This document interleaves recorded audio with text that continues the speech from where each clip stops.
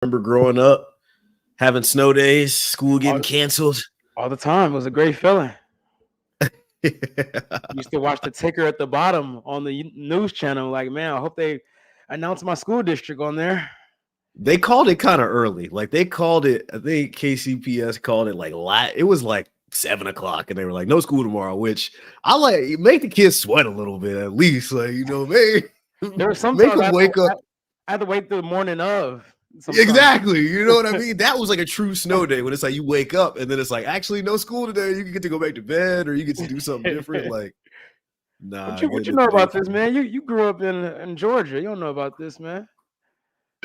I don't know nothing about this, man. We got like 2 inches of snow when I was in high school, and we were out for like 2 or 3 days, to be honest with you. Like, I was gonna say, did you have any snow days at Mizzou?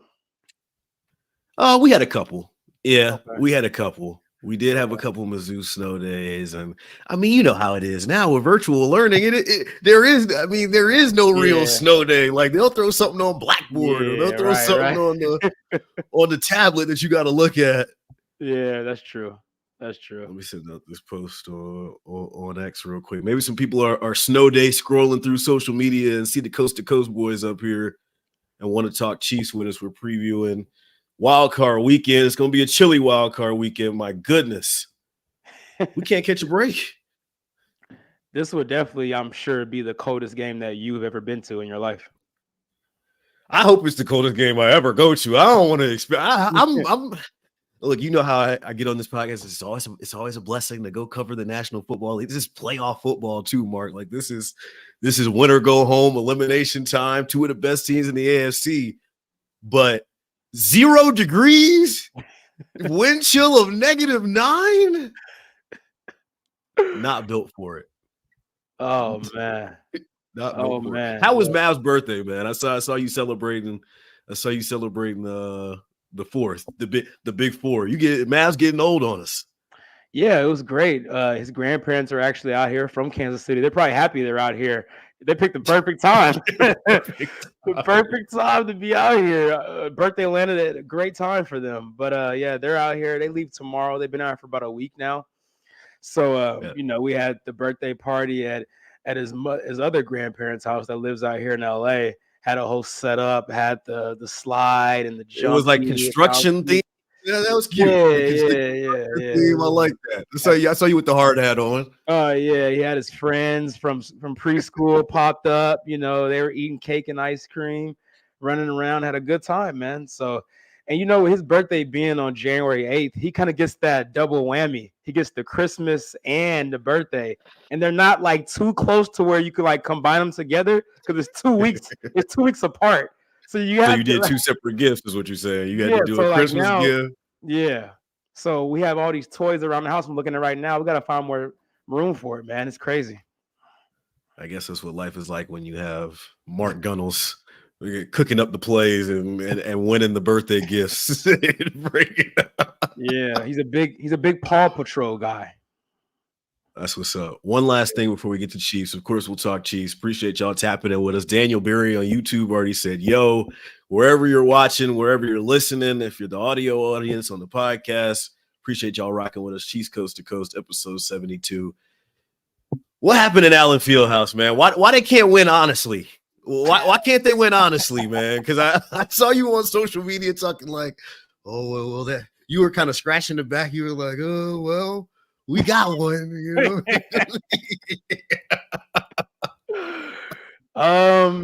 Yeah, the power of Allen Fieldhouse, definitely cannot deny it. That was a bad flagrant call. But I'll take it. It's college basketball season, of course. It's playoff NFL season as well. Let's get into it, man. Chiefs Coast to Coast, episode 72. Mark Gunnels is out in LA. Aaron Ladd here in a snowy KC. So is Steven Serta behind the board. We're briefly breaking down another Chiefs win here on Chiefs Coast to Coast. Mostly backups. Starters didn't play. Mark, I'm gonna be honest with you. I didn't even watch it, man. I was off Sunday. I couldn't even. I watched like the first half, and then the second half was watching me. So I did some recap. I did my homework. We'll talk about week 18, but we'll mostly put a bow on the regular season. We'll look back at the regular season totals for the offense, the defense, And then look ahead, of course, to Wild Card Weekend as Tyreek Hill makes his return to GEHA Field at Arrowhead Stadium. Can't have Chiefs Coast to Coast without you all, the family, listeners, the audience, the voicemail line. 2 more voicemails this week as we preview the playoffs for Patrick Mahomes and company. 816-514-1267 is our voicemail line. Let's get into the Chiefs recap. Mahomes avoids, throws. He's a magician. Chiefs recap. D-Mac on YouTube said Snowy KC is putting it nicely. Yeah, it was Mark Gunnels out in LA, and so are the Chiefs, securing a 13-12 win over Easton Stick and the Los Angeles Chargers, mostly backups. I don't have a lot of notes from this one, as I mentioned, Mark Gunnels, but I think the coolest thing in the aftermath of Week 18 was Chris Jones getting his money. We started off the year talking about him not showing up. When was he going to show up? Sitting in the box seat with the agents. There was jokes for days. I remember being at the Ronald McDonald House and just trying to understand why he was not in camp and what the whole holdup was going to be. But he puts a bookmark on the regular season, getting that sack, getting that incentive, and just seeing the whole team celebrate. I thought that was really cool. So that's my big takeaway from this win that gets the Chiefs their 11th win of the year. Chris Jones gets his money. Yeah, and leading up to that sack, I don't know if you saw my post on X. I got it right that time. I was very adamant, take him out the game. Like, why is he still playing? Especially after halftime. I thought for sure he was, okay, let you play a whole half. You didn't get it. You got close a couple times. But after seeing how it unfolded and seeing the reaction, now I'm actually happy that it did happen the way it did. Because I think it is a big deal as far as seeing the joy back on this team. We saw it the week before when they were playing swag surf. Willie Gay requested that, and the whole defense, the whole stadium, even Aaron Ladd was seen swag surfing on the sidelines during that Bengals game. So I just think, throughout the year, we've seen Mahomes act out of character for him, yelling at refs, throwing his helmet and, saying words that we cannot repeat on this kid-friendly show. So I think when you consider all of that, Travis Kelce throwing his helmet down and looking very angry and upset a lot, like an old grumpy man. It's been a lot of frustrations this year for sure. And I think the last 2 weeks, though, you're starting to see a little more joy. And I think that can go a long way for this team, especially now heading into the playoffs, going against the Miami Dolphins team that you already beat earlier in the year. So I do think it speaks volumes to how much this locker room loves Chris Jones, how much they embrace him. Obviously, he has a big personality. He's very good with the media, gives you guys good quotes and things of that nature. So he gave a good one today, too. I'm sure we'll get into a little bit later about Arrowhead. But, yeah, I thought that was a good moment. Another takeaway for me was something that I think you could maybe see moving forward. I know exactly where you're going this week. I know exactly where you're going with this one. McCole Hardman. Are y'all DMing again? All right, did you DM him after the game? Like, hey, good game, big bro. Hey, about time they gave you the snaps that you deserve. I'm not disclosing any of my DM affairs no nasty. More. That's nasty. I'm keeping that private. But but seriously though, I mean, this is something that I think you've even advocated for. Just to see him out there a little bit more in real games. A guy that's familiar with the system, obviously has that speed. Give you some yak, and he could be a deep ball threat as well. So I do think that was a great sign in the right direction because we haven't seen him play in over a month. So I thought that was and he played every single snap. Did you see that, Aaron? He played 100% of the snaps. Yeah, the final line from McCole Hardman, 11 targets, 6 catches, 77 yards. I saw somewhere it was the second best stat line for a non-Rashee Rice receiver for the entire season for Kansas City, which is kind of insane. A little reporting, but not full reporting. Don't aggregate me on this, but I did hear when he went to IR that he wasn't as hurt as he could have played before 4 games. But essentially, they were in this purgatory where they didn't know who their guys were, and they were shrinking the lineup. This whole talk about them trying to get down and pare down the offense. But I had heard that he could have come back within that 4-game span. It doesn't surprise me that he comes back, like you said, plays the full allotment of snaps. And I do have the full Chiefs offensive snap count for Week 18. Blaine Gabbert played the full 58. P. Ryan, 47, CEH 11, Blake Bell, 41, Noah Gray, 27, McCole Hardman, as you mentioned, played the full 58.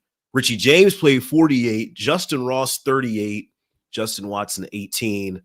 And then there's some offensive lineman numbers that we can kind of skip by for the purpose of this argument. But I thought it was good to see. Look, and maybe it does tell us, as you mentioned, and kind of to your point, like he figures into what they want to do in the playoffs. Like he's a guy that fills a role.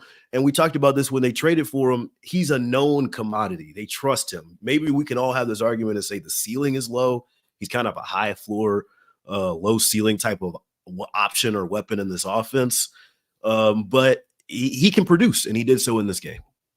Yeah, absolutely. And I think another point I have about the offense, kind of pigging back on, well, not pigging back, but the guy that was throwing him the ball, Blaine Gabbert, a guy that went to your school, Mizzou. The Chiefs need a new backup quarterback next year. You know, I think you got a little spoiled there with Chad Henne, a guy that came in relief a couple times when Mahomes needed a drive or two. Knock on wood, hopefully you don't have to be in that situation this year in the playoffs, but do you have that confidence in Blaine Gabbert to put together a couple drives if you need to? I would have liked to have seen Oludokun or Oladokin, I think is how you pronounce it. But I think that's what a lot of people were saying with Shane Buechele. Like they want a little bit more of a mobile quarterback. Blaine had the long run in the second half. But I can see what you're saying on that. Let's get back to Chris Jones really quickly. I want to hear from him. You teased that sound. Chris Jones got the sack to get to double-digit sacks on Easton Stick in the win over the Chargers. But looking ahead to this game against Miami, Chris Jones took the podium here on Tuesday. Remember, this is a faster week because they're playing on Saturday. Chris Jones talked from the podium on Tuesday and had a very interesting soundbite. Listen to this, Mark, and I want to get your opinion on this. More so is the goal. You usually reflect after, right? It's like after it's all done, you kind of reflect on what's the next chapter for you, for the team. You know, I try not to think about it. Could be my last game in Arrowhead. Who knows? You know, but most importantly, we got a game to play. We're trying to make a deep run in this playoffs, and if it is my last time, then we got to make it worthwhile.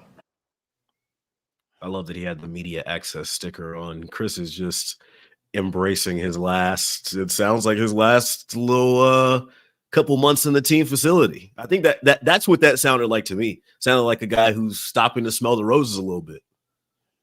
Yeah, and I don't think this really is a shock to anybody in the kingdom. I think for a majority of Chiefs fans, they've come at peace and accepted the fact that this will most likely be Chris Jones' last year in a Kansas City Chiefs uniform, because you obviously have him coming up and L'Jarius Sneed.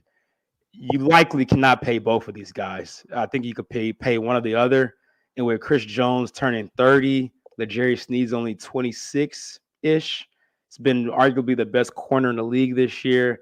I think they're going to lean towards that way. And he shouldn't be as expensive, obviously, as Chris Jones will be. So, I mean, yeah, it's kind of sad, you know, as a Chiefs fan, obviously, because this is a guy that's going to be in the Ring of Honor one day. You know, the best defensive player during this Mahomes era, a potential future Hall of Famer. So you do look at him in a high regard. But I do think he kind of soured on the fan base with the whole situation as agents before the year. You know, that image of him in the press box week one while his brothers are out there fighting. Kelsey didn't play that game, but he was still on the sideline coaching his guys up. I think that really was kind of like the last straw for a lot of Chiefs fans. But obviously you want him to contribute to this last playoff run and hopefully get another Super Bowl championship. Let's change course with our Chiefs recap and kind of recap the regular season. Since that's done with, Chiefs will look ahead to the playoffs, and of course we'll look ahead to the playoffs in the Miami matchup a little bit later in the show. But we have our final season totals and kind of season notes. for KC now that 18 weeks are in the book. And I want to start with the good, the bad, and the ugly. The good for Kansas City being this year, of course, Kansas City's defense, Mark. I mean, where would they be without their defense? A lot of good notes this week from Matt McMullen, who is the senior team reporter for the Kansas City Chiefs. KC's defense finished the regular season with the second fewest offensive points allowed for any team in the NFL. Only Baltimore allowed fewer. They also racked up 57 sacks on the year, trailing also the Ravens as well. 15 different Chiefs recorded at least half a sack for Kansas City's defense. If you're recapping this year, the good, the bad, the ugly, like this is a defensive football team now that has kind of carried the offense through 18 weeks, and we'll see if they can continue to do that in these cold temperatures on Saturday, Mark. Yeah, you mentioned the sack totals, and how about that? This is back-to-back years where they finished second in sacks. Last year behind only the Eagles, and like you said, this year behind the Ravens. And I don't think it's a coincidence that both of those years happened to be the first 2 years of Joe Cullen as a defensive line coach. You know, you brought him from Jacksonville. He's a guy that him and Chris Jones have a really good relationship. And I think that goes a long way to giving him some credit for that as well. And then we'll be remiss if we didn't bring up Charles Omenihu. Yeah. I mean, he's been on a tear, man. 7 sacks, and he missed 6 games. So, I mean, if he plays all, 17 games, you could project he gets double-digit sacks, right? There's only 3 in 6 games. I think that's fair to say he could have got that. So, yeah, he's been a very, very welcome sight. He was a guy that I was pretty high on before the year because, you know, I think he got overlooked a little bit because he was in San Francisco, and they're known for having a deep defensive line rotation. They can go 8-9 deep. I mean, they picked up freaking Chase Young before the trade deadline this year as well to add to that. So, you know, I think he kind of got lost in the shuffle there. But he's a guy that's only 26 years old, entering his prime. I don't think you've seen the best of Omenihu yet, which should be exciting considering you're probably going to lose Chris Jones after this year. What do you think of FAU? I'm going off script here. What do you think of FAU? He got his most extended run in this game, week 18. We're still recapping that game, kind of. What'd you think of his run? He actually had a couple of splash plays. He had 2 tackles for losses. I think he had 3 total. He had a couple of pressures, no quarterback hits. But, I mean, it's one of those things, right? When you're a first-round pick, you get this label instantly that you have to have instant success. And it's not always like that for every first-round pick. I mean, we see that first-round pick label still following CEH to this day. People are still holding them to that. Oh, he's a first-round pick. You're supposed to be this and that. And blah, blah, blah. Context matters, Mark. Context definitely matters. Yeah, but this was a different type of first-round pick, in my opinion, because you already had pretty good depth there. And I also think the fact that George Karlaftis did pretty good last year swayed people's minds into thinking, oh, we got another first-round edge. He's going to produce like a George Karlaftis would. But I never even expected him to play that much this year to begin with. So I'm kind of on the yellow light lad on FAU. I see people and things of that nature. I'm like, no, let's calm down. I've heard the one that they're using a lot now is PR stunt. That's like the one that they like. He's from Kansas City. It was the draft was in Kansas City. Let's get the hometown kid. I mean, I'm so tired of reading. That's how you know I'm like aggressively online in the Chiefs community, because like they use like stuff like that as like a slight. It's like everybody in front of him is balling. Like 15 guys. I don't think we understand that stat. Like 15 guys get at least half a sack. You know what kind of depth that shows for this unit? Like we were begging, like to your point. This is 2 years in a row where they've been top 2 in sacks. Like 3 years ago, we were begging for them to get pressure on the quarterback. Even when we started this year, we were like, oh, maybe it'd be nice if Carlos Dunlap came back, right? like you're no longer in that pool. Now you're in a position where you're about to lose a Chris Jones, and you can still feel like, hey, we've had an FAU sitting and learning, and like he's a guy that's really young too. Can you pull his age? I think it's like 20, or like he's like 21, if not. Like, give it time, be patient. I'm cool with the yellow light lad on FAU. Some more season totals. Let's talk about bad. It's the Justin Watson, MVS, Kadarius Toney, Sky Moore, Richie James area of the wide receiver room. I'll call them the other guys, if you will. And here's some numbers. MVS, 21 catches for 315 yards and a touchdown. Kadarius Toney, 27 catches, 169 yards and a touchdown. Sky Moore, 21 catches, 244 and a score. Richie James, 10 catches, 114, no touchdowns. It just feels like that is the area where there's going to be the most turnover this offseason, where Brett Veach tries to figure out what this unit will be for years to come. Yeah, I think you're going to see a scenario where he looks for a established veteran in free agency or even a trade, like a guys like your Keenan Allens, your Mike Williams, maybe even a DeAndre Hopkins, maybe spin that block once again. And then you're probably going to draft two guys. I think you're going to draft one high, either first or second round, then a flyer guy like in the fourth or fifth round. I think they're going to bring in at least 3 to 4 new receivers next year that have a good chance of being part of this rotation. I think the only guy for sure you could say is going to be back is Rashee Rice, probably Justin Watson as well, because he signed a 2-year contract and he's so cheap, and he has shown some ability down the field, and Mahomes obviously likes him. So you don't think Sky Moore will be back next year? Well, yeah. I was thinking about the guys that are like playing right now. I was not thinking about the injured guys, but yeah, looking for the whole room as a whole, I think the 3 guys, those are the 3 guys for sure I think will be back. Is Sky Moore, Rashee Rice, and Justin Watson. Serta says FAU will be 22 in 2 weeks. Oh, what were you doing when you were 22? He's old. What were you doing when you were 22? I think I was drinking like Absolute vodka and just puking, embarrassing myself in college somewhere. Yeah, I don't want to think about me at 22. It's a family show, man. It's a family show. We gotta find some old Mark Gunnels posts on X from. Oh man. I don't know why I said this was the good, the bad, the ugly. I messed up with that because we're finishing with Mahomes, Kelsey, and Rice's season totals, and that was the best. That was the best part of the offense. That's the good stuff.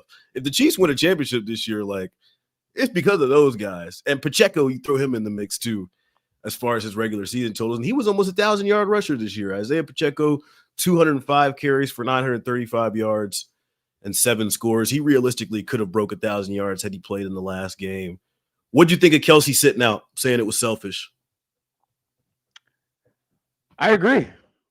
Ooh, wait. So if that is selfish and him sitting out was selfless, why are we celebrating Chris Jones then? Well, here's the thing. There's money on the line. There wasn't no money on the line for Travis Kelsey. That was just an accolade to continue a streak of 1,000 yards. Ego. Yeah, and I think he knows that he needed the rest too, because he had the extra. We never talk about the extra game either. We gotta just bypass the extra game because like some of those earlier 1,000-yard years were 17-game seasons, right? Yeah, but he missed the first game of this year. He would have already had it if he played against Detroit. Yeah. So. Also, Kadarius Toney lined up in Missouri instead of Kansas. Oh yeah. That's crazy. That's crazy to think about. It is ugly just aesthetically, like looking at his like career stats now, and you don't see that 1,000 next to like 2023. Like it does like kind of bother me a little bit, but I mean, it is what it is. I'd much rather him be well rested. He's been banged up all year. I think out of anybody, like I said, he needed that week off the most. So I expect to see a very refreshed Travis Kelsey this Saturday. 93 catches, 984 receiving yards is what he finishes with only 5 receiving touchdowns. I think he had 14 last year. I could have saw that coming. We warned you about that in our fantasy preview segment. I need a little bit of credit and a little bit of flowers on that. You do. There was a regression coming there. He had the big 4 touchdown game last year, and I don't want to think about what this offense would be like without him or a diminished version of him going forward. Patrick Mahomes' numbers for the regular season in 2023, 4,183 passing yards, 27 touchdowns with 14 interceptions. with a passer rating of 92. He's washed.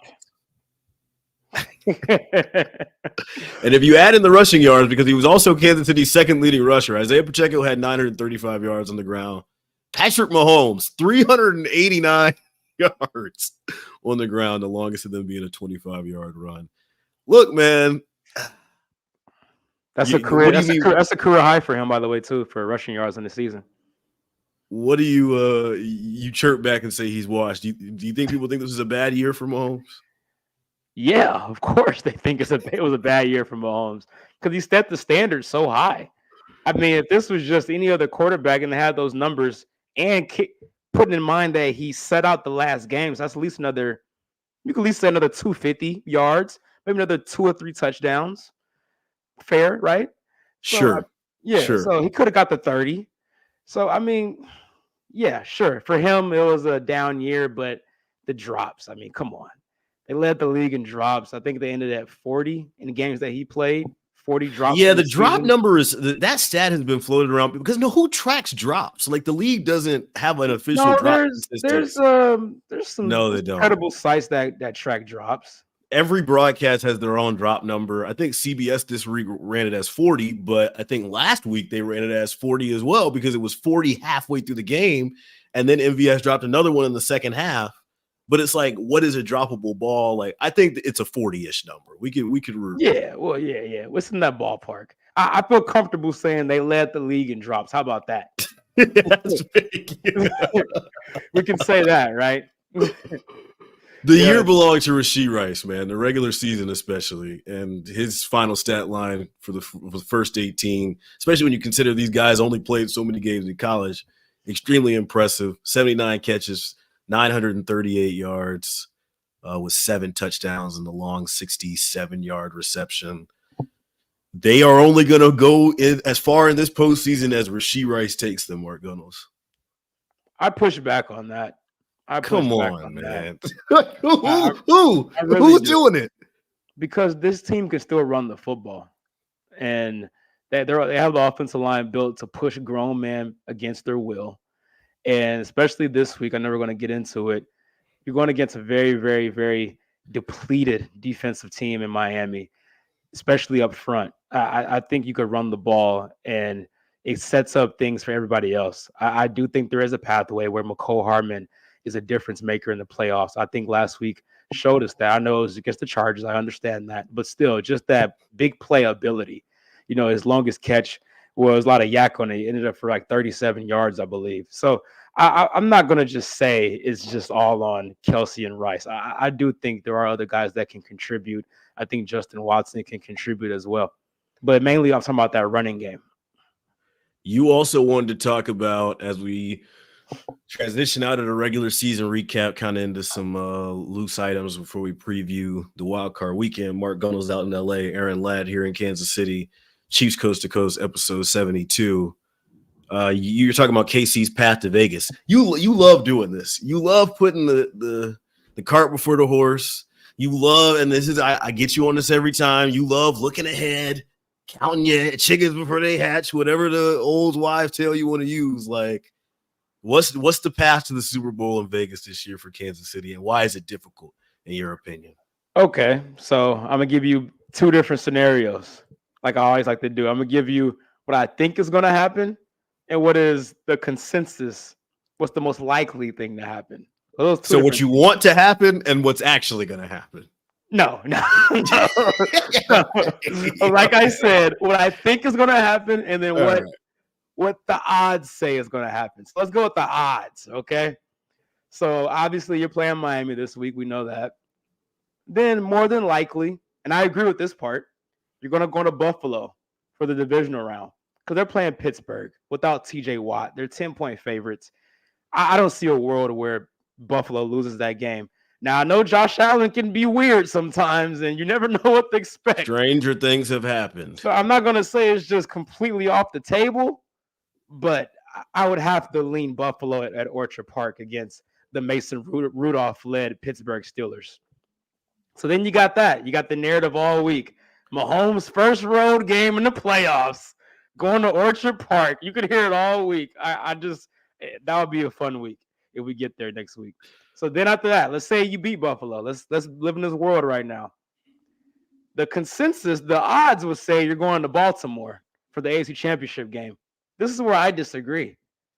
I think there's a pathway where you still host the AFC Championship game, Aaron. And listen to why I think this is going to happen, why this happens. Okay, yeah. I got Cleveland going into Baltimore for the divisional round.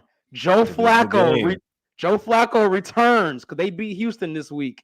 He returns to Baltimore because this is the week of like revenge. This is like the year of revenge games or like returns. The script writers went crazy. Yeah. You got Tyreek coming to Kansas City. You got Stafford going to Detroit. You got McCarthy against his old team, the Packers. So I think you're definitely going to get Joe Flacco next week. Deshaun Watson going back against Houston. Yeah, even though he's not playing, he'll still be in the building, I think. And then so it sets up perfectly to where you're going to have Joe Flacco leading the Cleveland Browns into Baltimore next week in the divisional round. And it's tough playing a division team in the playoffs, man.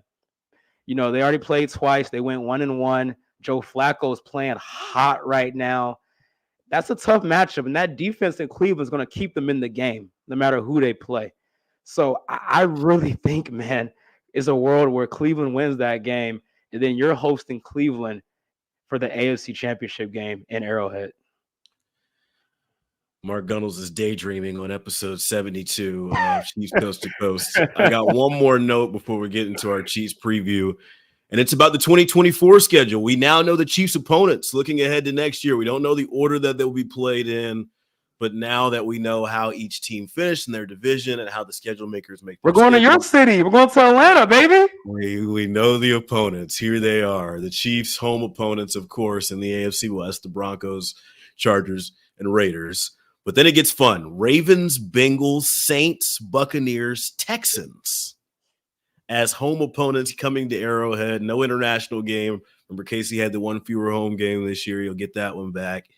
Of those, I really like Lamar coming in. I mean, the Bengals one is you circle that one every year now.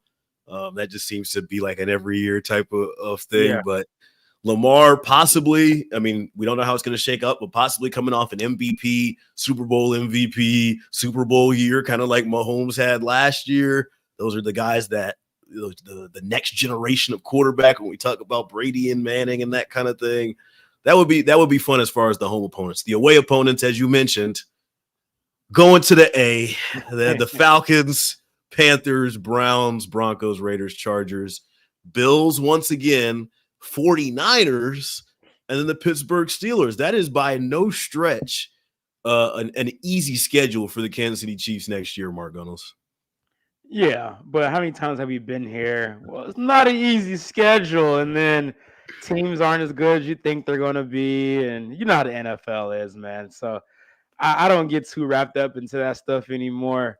But I will say, I don't know if you're familiar, Aaron, but there's a big group of Kansas City people out there that are very popular in the Kansas City scene, entertainment and stuff like that.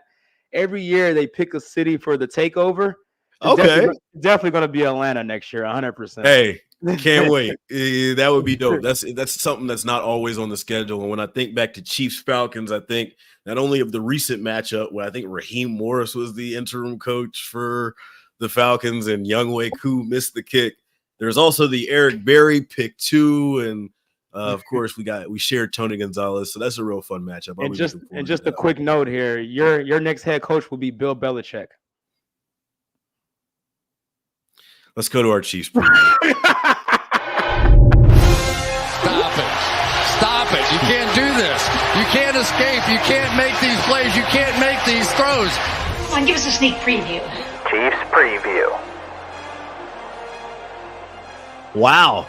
I don't get this with Chiefs Kingdom. Y'all gotta y'all so spicy, man. Like Kingdom Queens chimed in the chat. Y'all can have Tony G. Why did he say something? I think he might have said something once and everybody got rubbed the wrong way about him being. Yeah, because he claimed the Falcons over the Chiefs when he spent obviously the best years of his career were in Kansas City. It's very rare when you can say a player went to Atlanta and like won more. Like they went, like they got their ring or they got their success. He didn't get a ring, obviously, but they got their success in the like. I'm like ring chasing Atlanta. Like that's a very new concept. That is true. All right, Chiefs Dolphins wild card weekend, super wild card weekend. I think it's called. We got to stop calling it wild card weekend. 12 of the 14 teams are playing. Like it's no longer wild card weekend. It's just the first round of the playoffs. Yeah, man. First of all, before we get into the game, what is going to be Aaron Ladd's attire for the weather this week? I am dressing like I'm going hoodie and like hurricane pants. Like I'm not even actually dressing to like look good. Like 41 has like a big red coat, what we call it, like the fire engine red coats with the hat. Like I'm wearing team issue gear. I'm not. You ugly it up this week. I'm going for maximum warmth here, as I mentioned. He's not doing it for the gram. Absolutely ridiculous. I'm not trying to dress for the gram for this one. No. That's hilarious. I got a lot of messages this week about the Peacock game, man. Yeah. Is that the route you're gonna have to go? Yeah, I'm about to get my $5.99 subscription here pretty soon. But people have to understand, this is the new NFL. They're gonna keep doing this. And say whatever you want. There's no coincidence of why they picked the Chiefs for this game. It's nothing to do with, but no, but I don't think you know what I'm about to say though. Maybe you do. It's the Taylor Swift factor. I think that's part of it, but I don't think that's like okay. So like at a very base level, live sports is the only appointment television that's left. Like everything else is streaming and on demand. Like everything else is basically on a premium service or whatever. And the NFL is the most premium of the premium live sports packages. Like they are going to start selling these things off one at a time, whether it's Apple TV, whether it's Amazon. Like this is going to continue to happen. To your point, I am not surprised they picked the Chiefs at all because they're also the defending champs, Mark. Like yes, Taylor Swift is a factor, but like they are the team that, I mean, they don't get flexed out. It was extremely rare for them to get flexed out, and it took a terrible New England team for that to even happen. Yeah, 100%. But, obviously there's a lot of different things that go into it. But if they wanted to pick, like, the biggest team brand, they could have did the Cowboys. The Cowboys are a bigger brand than the Chiefs. I thought there was like an order. There's like an order in the way and there's people who do. But I know, like, I'm not sure how it works because I think like Fox has rights or something to the NFC, or I'm not exactly sure how that works because I just saw Tony Romo and them doing a NFC game, the Packers and Bears, which that's normally a Fox game. So I don't know what these things mean anymore. I thought Fox was NFC, CBS was ABC. I don't know anymore. But yeah, there's a pecking order to that. But I want to fill in our local audience because this is an extremely important company man update for you all here from KSHB 41 sports reporter Aaron Ladd. I just want to make sure if you're here in the Kansas City area that if you currently get KSHB 41 through your cable provider or some kind of other streaming service, you will be able to watch that game here locally on 41 the normal way you do. Now, if you are out of market, if you are Mark Gunnels living in LA, if you are somewhere else, you will have to use Peacock to see the game. Mark Gunnels, you have $5.99 to spare. If not, ask Mav. Mav has $5.99 that he can give you because it looked like he just went crazy. I'm sure there's some people in the chat that can hook you up with a link. I don't want to say what the links are, what the sites are, because I don't want to get them shut down. But I'm sure there's a way you can get a link. I went over to my cousin's house this past Thanksgiving, and he had his MacBook hooked up to the HDMI cord to the TV, and it was from one of those links. Those links still work.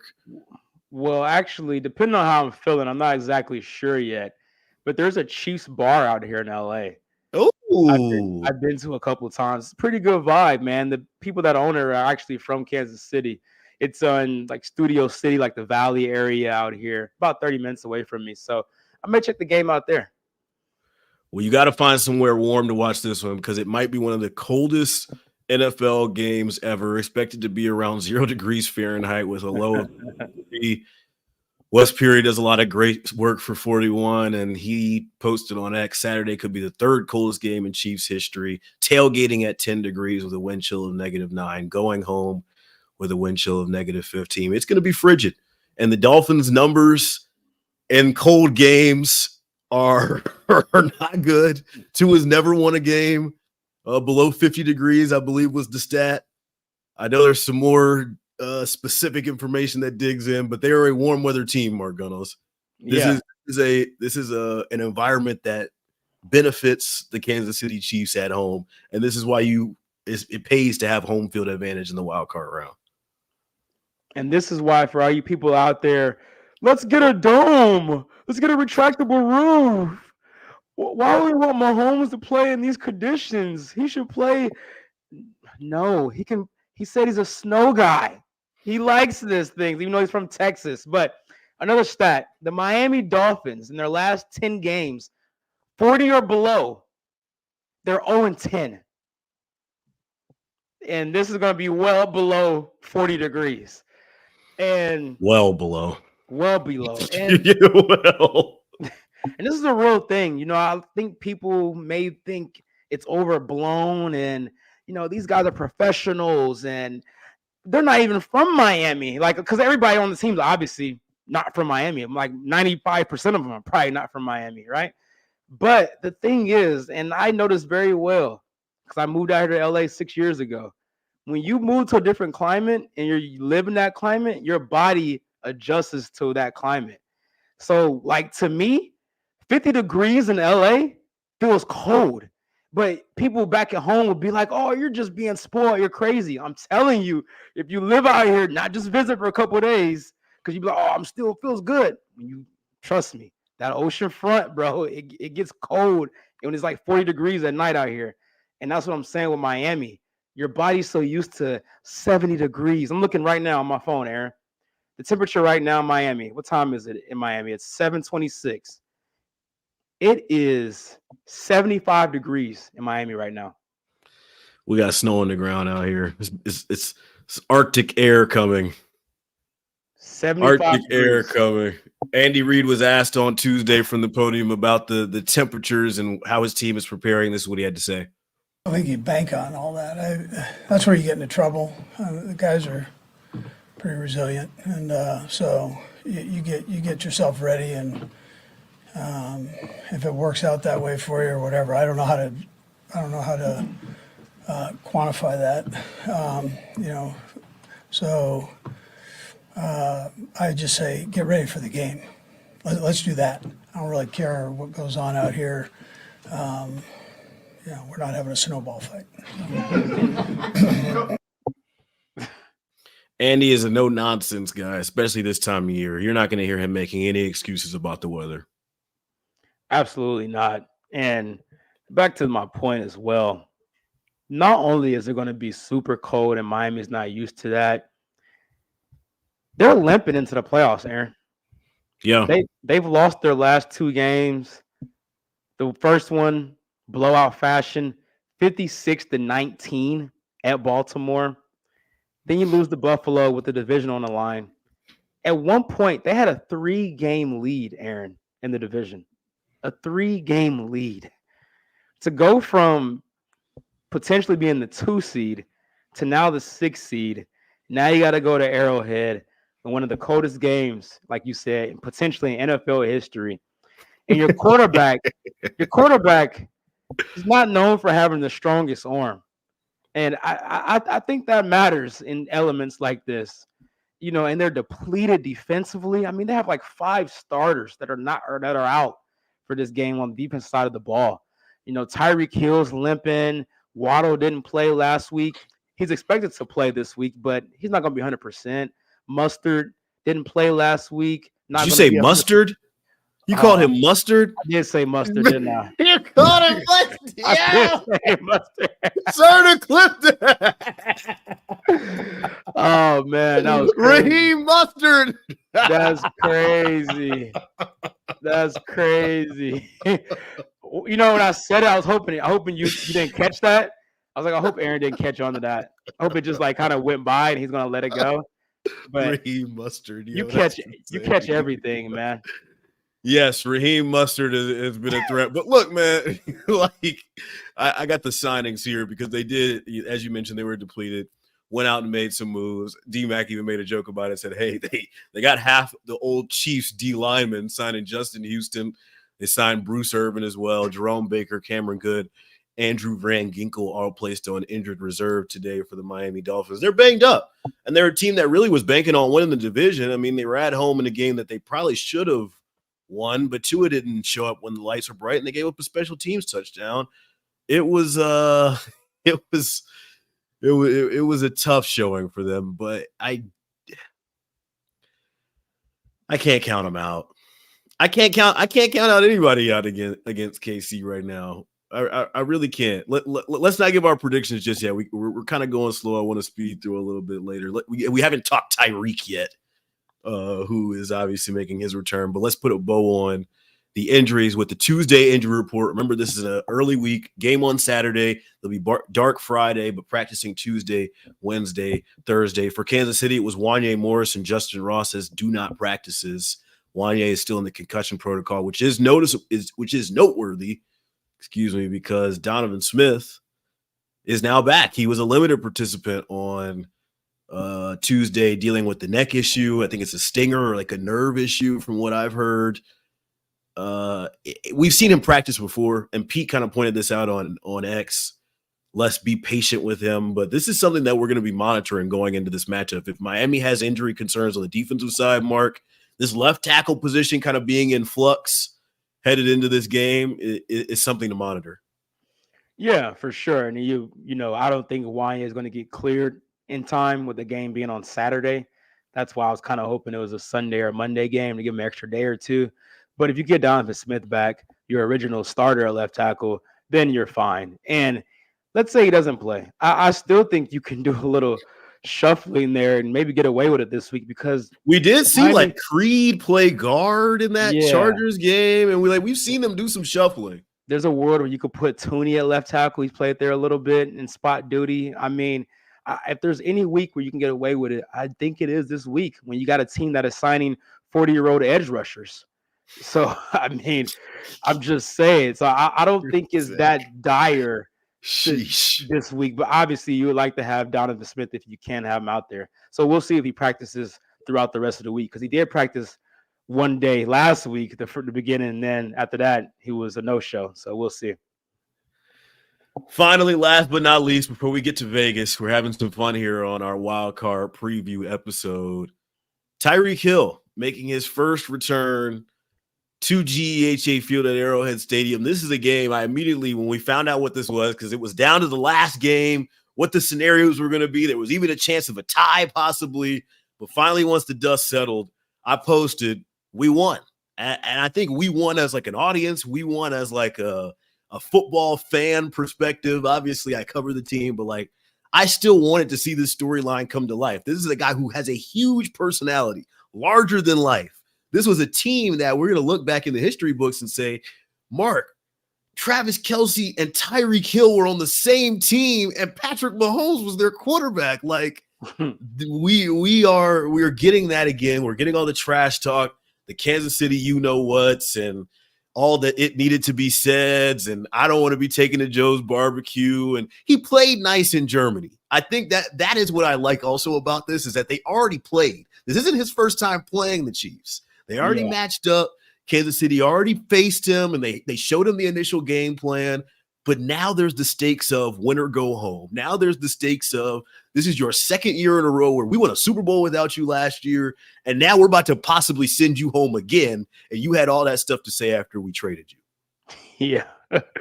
Yeah, man. A lot of stake for Tyreek Hill's ego, to say the least. I mean, talk about a long offseason that would be to go 0-2.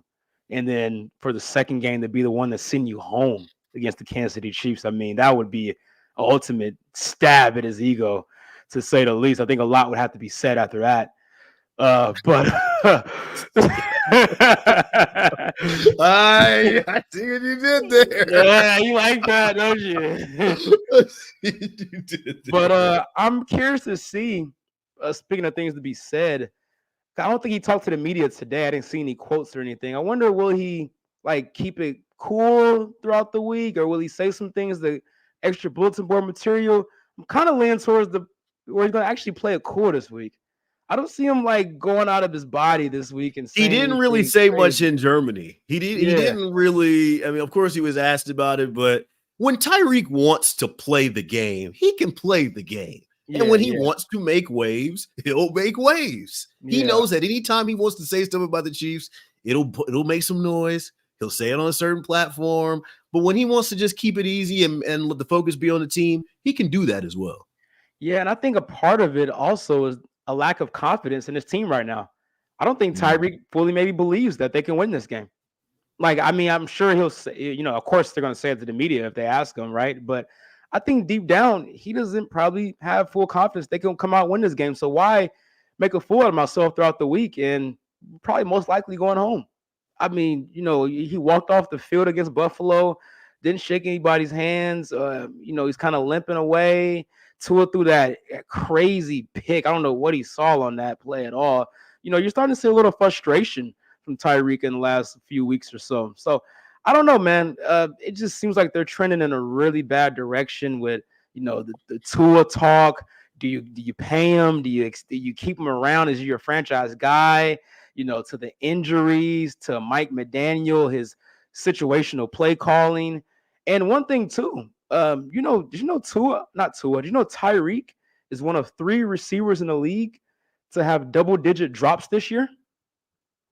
For as great as he's been, obviously he has a lot of targets, so more chances to drop passes, to be fair, to add context.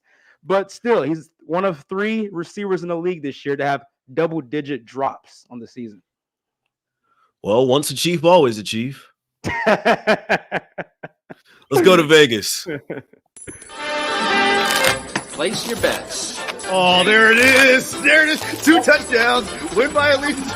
Let's go to Vegas with Mark. I had a light week last week. Yeah, you kind of cheesed the system. We need to get you some morale boost weeks. Mark only had 1 play last week. The Chiefs were 3-point underdogs, so he took the Chiefs +3, and that was a winner. Easy. Chiefs won 13-12, so it was a 1-0 week for Mark Gunnels. We also recorded at a different time that weren't all player props out. Do you have a full spread this week? Full slate, 3 picks? I'm good to go. I won't even say your season total, just out of respect for you and our audience knows. If y'all listen to us, y'all know. Y'all know. Mark's got 3 more plays ahead of wild card weekend. Take it away. All right, let's start off with the guy we were just talking about, Tyreek Hill, taking his under on receiving yards. This is way too high for me. 85.5, Aaron. They got him down. Obviously that's respect with Tyreek on his year. At one point, he was on pace for 2,000 yards. But I don't think they're accounting for the fact that the Chiefs lock down number 1 receivers. That's what they do. And not to mention the elements that you're going to be playing in and the freezing cold. 85.5 seems a lot to me. So I love the under there. Other 2 plays. I'm taking the under on the total points scored in this game. Right now it's at 44 even. That's way too many points. There's no way. You got the Chiefs that were the second best as far as points allowed defensively. And while the Dolphins defense is banged up, the Chiefs offense doesn't give you confidence to score 30 or something crazy like that, especially in these conditions. So I think you're looking at like a 20-10 type game, 23-13-ish, 23-16 type of game. So 44 is just way too many points to me. And then my last play, Chiefs cover the spread. Chiefs -4. I think the Chiefs win this game by at least a touchdown. Miami's too banged up defensively. I think the Chiefs better run the ball on them. I think their defense will get after Tua. I can see them causing a turnover or 2 with these conditions, with how they've been getting after it. Mike Edwards has been making plays defensively. So I love that a lot, man. So I feel really good about my play. I think you're going to like my plays this week too, actually. I think you kind of like them. So I got Tyreek under his receiving yards at, what did I have? Was it 85.5? Yeah. Yes, 85 sir. and a half. 85 Yep. and a half. Tyreek under 85 and a half receiving yards. The under on the total points at 44, and the Chiefs -4. Just for point of reference, Tyreek Hill had 8 receptions for 62 yards in the Chiefs' Week 9 win over the Miami Dolphins in Frankfurt, Germany. I do like this slate from you. It's actually very well informed. I always see low scoring when I see Chiefs wins this year. Kyle Brandt on Good Morning Football kind of made some noise talking about the easy way to beat the Chiefs is score 30 points. Kind of has a point there. So I don't hate this play from you at all, and hopefully we'll be back next week and dissecting another 3-0 week for Mark Gunnels. The voicemail line was hot this last week. We got 2 voicemails.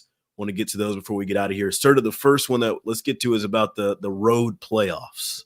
Let's go Chiefs. Let's see if we can get a playoff victory on the road. First time in Patty Mahomes' career. I think it is possible to be done, even despite of the wide receiver woes. I think we have enough talent to make up for it on the D to get a victory. So let's go Chiefs.